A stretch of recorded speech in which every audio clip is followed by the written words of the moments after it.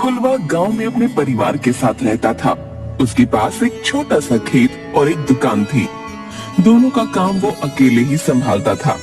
काम में इतना व्यस्त रहता था कि उसे अपने लिए समय ही नहीं मिलता। सुबह से रात हो जाती, उसे पता ही नहीं रहता। अरे जल्दी करो, मुझे दुकान जाने में देर हो रही है। खेत का काम भी देखना है। क्या जल्दी करूं? आपको 2 दिन से कह रही हूँ माँ जी को डॉक्टर को दिखाइए, पर आप है कि सुनते ही नहीं। अरे अभी मेरे पास बिल्कुल भी समय नहीं है। तुम खुद उन्हें डॉक्टर के पास क्यों नहीं ले जाती? मैं ना बाबा ना, मुझ में इतनी हिम्मत नहीं कि मैं माँ जी को डॉक्टर के पास लेकर जाऊं। वो रास्ते में मुझे इतना परेशान कर देंगी कि मैं वापस घर आने के लायक ही नहीं रहूंगी। ये काम आपका है, आप ही कीजिए। अच्छा ठीक है, अभी मैं जा रहा हूँ। दोपहर को उन्हें डॉक्टर के पास ले जाऊंगा। तभी फुलवा का बेटा आ जाता है। पापा मुझे नया स्कूल बैग चाहिए, आप कब ला कर दोगे? हाँ बेटा, मम्मी ला देगी ना। हाँ हाँ, मम्मी क्यों नहीं ला कर देगी? पापा मुझे खजाना जो देते हैं। अरे कल 1000 रुपए दिए थे, उनका क्या हुआ? घर का राशन आ गया, और क्या हुआ? अब क्या आप मुझसे 1-1 रुपए का हिसाब मांगेंगे? पापा मुझे नहीं पता, मुझे आज ही स्कूल बैग चाहिए। सब बच्चों के पास सुंदर सुंदर बैग है और मेरा तो जगह जगह से फटा पड़ा है। अब तो उसमें से ज्योमेट्री बॉक्स भी बाहर निकल कर गिर जाता है। तू चिंता न कर बेटा, पापा है तेरे, लाएंगे क्यों नहीं। आज जरूर तेरे लिए नया स्कूल बैग लेकर आएंगे। पिता का फर्ज निभाना ही पड़ेगा। अच्छा ठीक है, अभी मुझे जाने दो, नहीं तो मेरा सारा काम रुक जाएगा। फुलवा जाने लगता है। अजी सुनिए, आते समय माँ जी के लिए अंगूर लेते आना। कितनी बार कहा है तुम्हें, जाते समय पीछे से मत टोका करो। टोक कौन रहा है? मैं तो माँ जी की फरमाइश आपको बता रही हूँ। वही कह रही थी, उनका अंगूर खाने का बहुत मन है। आजकल फल वाला नहीं आ रहा तो मैं क्या करूँ, बाजार में ही मिलेंगे। फुलवा आगे बढ़ जाता है, तभी उसकी माँ की आवाज आती है। फुलवा, बेटा फुलवा, ओ फुलवा। अरे माँ, इस समय क्या हुआ? फुलवा, ओ बेटा फुलवा। फुलवा माँ के कमरे में गया। क्या हुआ माँ, तुम क्यों बुला रही हो? मुझे काम के लिए देर हो रही है। बेटा तू पूरा दिन काम करता रहता है, 2 घड़ी मेरे पास भी तो बैठा कर। मैं दोपहर में तुमसे बहुत सी बातें करूंगा। अभी मैं चलता हूँ, बहुत जल्दी में हूँ। कहता हुआ वो बाहर चला गया। दोपहर को वो अंगूर और स्कूल बैग लेकर आया। माँ, ओ माँ, चलो डॉक्टर के पास जाना है। देर हो गई तो वो अस्पताल से चला जाएगा। हाँ बेटा, आ रही हूँ। हाय, बुढ़ापे में जल्दी जल्दी नहीं चला जाता।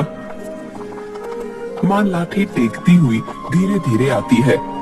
फुलवा माँ का हाथ पकड़कर उन्हें रिक्शा में बैठाकर ले जाता है।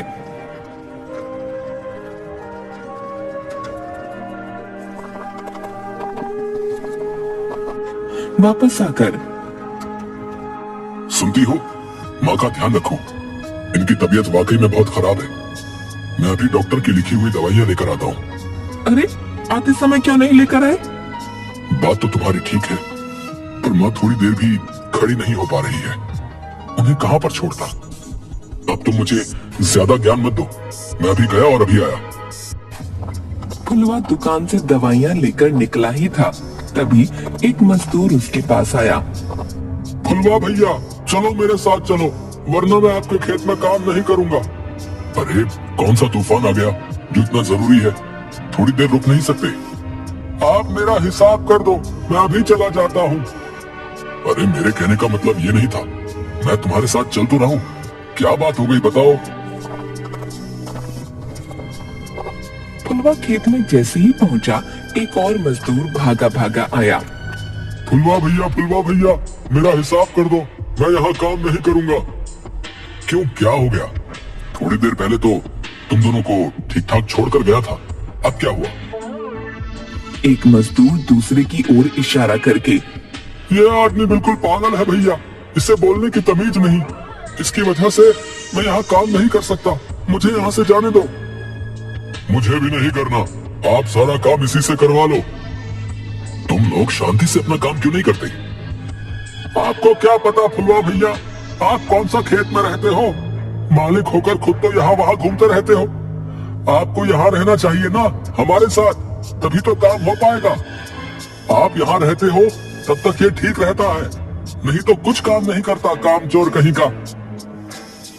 मुझे इसके साथ काम नहीं करना। आप मेरा हिसाब कर दो अभी के अभी, और मुझे यहाँ से जाने दो, नहीं तो ये मुझे पागल कर देगा। ठीक तरह से सोच लो भैया, क्या पता तुम्हें कल काम न मिले। आप चिंता मत करो, ढूंढने जाऊंगा तो मिलेगा क्यों नहीं। आप बस मेरी मेहनत के पैसे दे दो। फुलवा ने उसे पैसे दे दिए। दूसरा मजदूर काम में लग गया और फुलवा भी काम में उसकी मदद करने लगा। हे भगवान, आज तो मैं बहुत थक गया हूँ। अब तो खड़े रहने की भी हिम्मत नहीं रही। मैं घर जाता हूँ।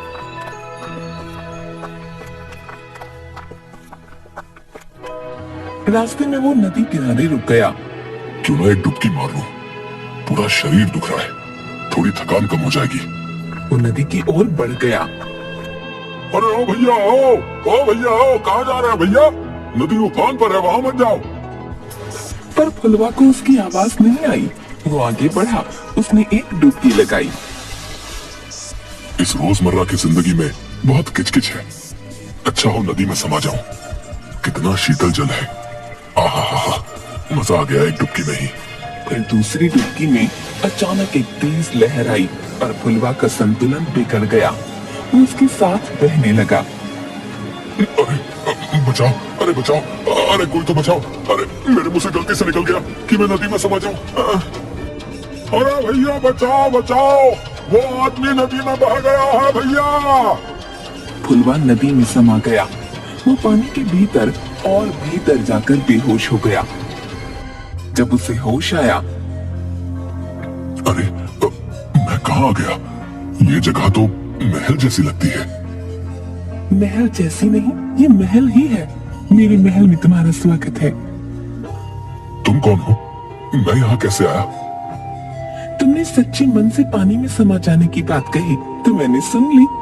तुम मेरी पानी की दुनिया में हो और मैं जल परी हूँ। ये मेरा महल है। तुम नदी में डूब रहे थे तो मैंने तुम्हें बचा लिया, है ना अच्छी बात? आपका बहुत बहुत धन्यवाद। अब मैं घर जाता हूँ। घर कहाँ भागा जा रहा है? तुम कुछ दिन यहाँ रहकर यहाँ के मजे लो।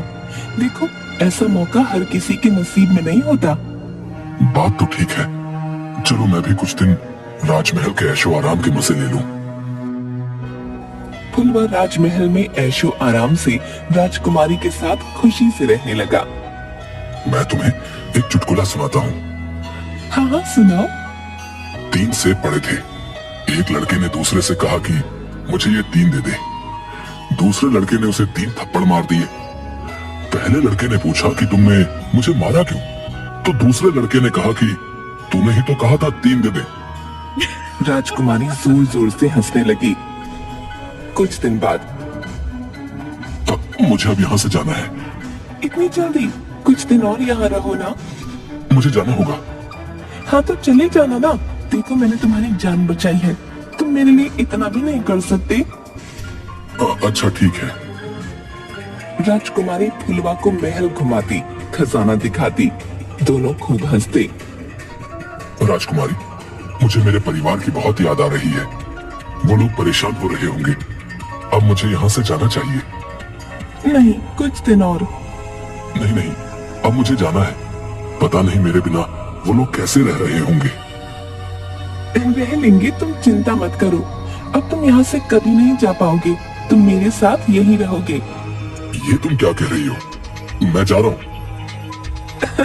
ठीक है, जाओ। मूर्ख इंसान, मेरी मर्जी के बिना यहाँ का पत्ता भी नहीं हिलता। तुम जाकर तो देखो। तुम ऐसा नहीं कर सकती। देखो, तुम मुझे बहुत अच्छे लगते हो।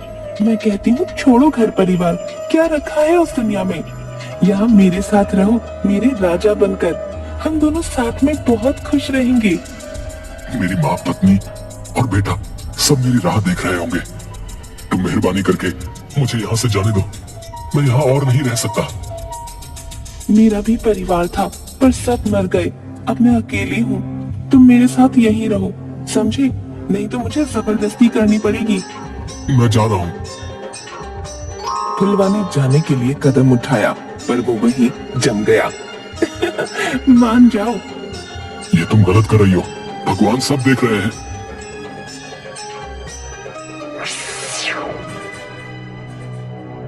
मेरी बात नहीं मानेगा? नहीं मानेगा मेरी बात तो अब पत्थर बनकर रहे। वहीं फुलवा के घर में पता नहीं मेरा फुलवा कहाँ चला गया। माँ जी, वो नदी में बह गया, पता नहीं जिंदा भी है कि नहीं। चुप रह कलमुए, मेरे फुलवा को कुछ नहीं हुआ, वो जिंदा है। नदी में मिला वो नहीं ना, वो जरूर आएगा। जैसी आपकी मर्जी, पर पंडित जी ने कहलवाया है कि कल बहुत बड़ा दिन है। जिस नदी में फुलवा बहा है उसकी पूजा कर लेना। नदी किनारे फुलवा की पत्नी और बेटा आंख बंद करके फूल प्रवाहित करते हैं। आप जहाँ कहीं भी हैं, जल्दी घर आ जाइए। भगवान जी, मेरे पापा को जल्दी से भेज दो, मुझे उनकी बहुत याद आती है। बेटे का गिराया फूल नदी में गहराई तक बहता हुआ फुलवा की मूर्ति पर जाकर गिरा और वो फिर से इंसान बन गया। राजमहल में शोर हो गया। राजकुमारी भागती हुई आई। ये कैसे हुआ? ये वापस इंसान कैसे बना? भगवान भी यही चाहते हैं कि मैं अपने परिवार के पास चला जाऊं। तुम चले गए तो मेरा क्या होगा? ठीक है, तुम यही चाहती हो तो मैं हमेशा यही रहने के लिए तैयार हूँ। मैं तुम्हारा एहसानमंद हूँ, तुमने मेरी जान बचाई है, पर मेरी एक शर्त है। कौन सी शर्त? मैं यहाँ मूर्ति बनकर ही रहूंगा। तुम मुझे फिर से मूर्ति बना दो, क्योंकि अब मैं अपने परिवार के बिना नहीं रह सकता। मैं यहाँ जीते जी मर रहा हूँ। फुलवा, तुम चले जाओ। अब ये घमंडी और ना समझ राजकुमारी तुम्हारा कुछ नहीं बिगाड़ पाएगी। ये बहुत स्वार्थी है, अपनी खुशी के लिए ये तुम्हें बर्बाद कर देगी। नहीं नहीं, ऐसा मत कहो, मुझे अपनी गलती समझ आ गई है। फुलवा तुम जाओ यहाँ से, चले जाओ। एक मछली फुलवा का हाथ पकड़कर उसे तैरते हुए ऊपर किनारे तक छोड़ गई। फुलवा घर पहुंचा। पापा आ गए, पापा आ गए, कहता हुआ उसका बेटा फुलवा से लिपट गया। उसकी पत्नी की आंखों में आंसू आ गए। फुलवा ने बेटे को गोद में लेकर माँ के पैर छुए। किसी ने सच ही कहा है, हमें भूल कर भी गलत शब्दों का चयन नहीं करना चाहिए, और अपनों के प्यार में वो शक्ति है जो आपको हर एक मुसीबत के पार लगा सकती है। जैसे फुलवा को उसके परिवार के स्नेह की वजह से वापस आना ही पड़ा।